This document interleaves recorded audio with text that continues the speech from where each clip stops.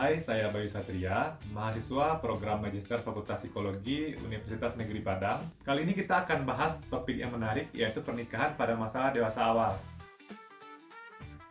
Nah, kenapa ini menjadi menarik?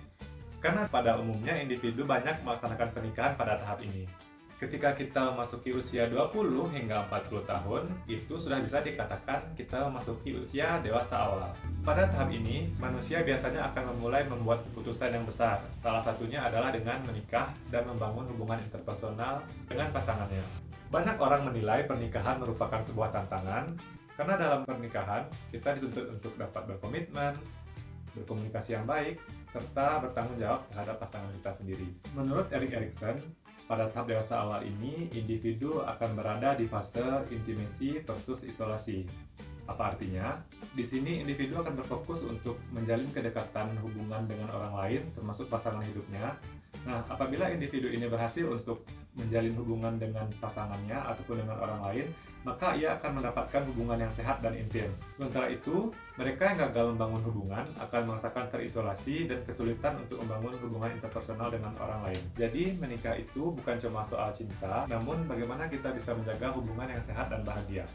Nah, berikutnya ada teori menarik tentang cinta dari Robert Sternberg, yaitu Triangular Love Theory. Jadi dalam teori ini ada 3 elemen utama dalam cinta. Yang pertama ada intimacy, yang kedua ada passion, yang ketiga ada komitmen. Yang pertama, intimacy, terdiri dari kedekatan emosional, rasa nyaman, serta rasa percaya.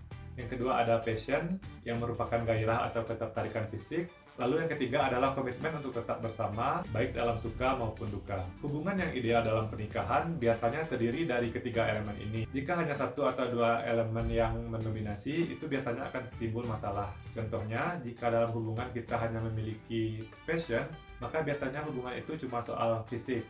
Tidak ada kedekatan emosional, begitupun dengan komitmen. Nah, dalam hubungan pernikahan itu biasanya ada tantangan tersendiri.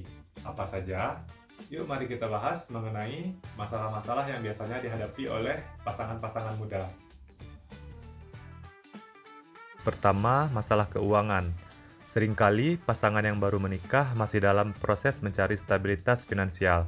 Misalnya, salah satu pasangan baru saja memulai karir dan belum mendapatkan gaji tetap, sementara yang lain sedang berusaha mencapai tujuan finansial, seperti membeli rumah atau menabung untuk masa depan. Kalau nggak hati-hati, masalah keuangan bisa jadi penyebab keretakan hubungan. Masalah kedua adalah peran keluarga. Setelah menikah, transisi dari hidup sebagai individu menjadi bagian dari keluarga seringkali menuntut perubahan besar dalam pembagian tanggung jawab. Ini nggak cuma soal urusan rumah tangga, tapi juga soal pengasuhan anak dan membagi waktu antara pekerjaan, keluarga, dan pasangan. Tantangan lainnya adalah pencapaian karir.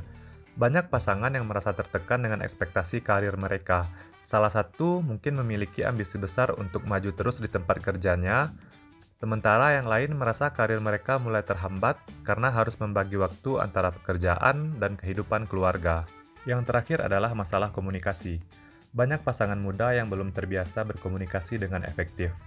Mereka seringkali merasa kesulitan untuk mengungkapkan perasaan atau kebutuhan mereka. Ini akhirnya bisa memicu konflik.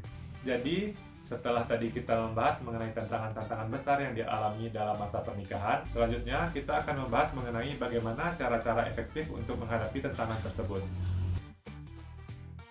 Yang pertama adalah komunikasi terbuka. Ini adalah kunci utama dalam hubungan.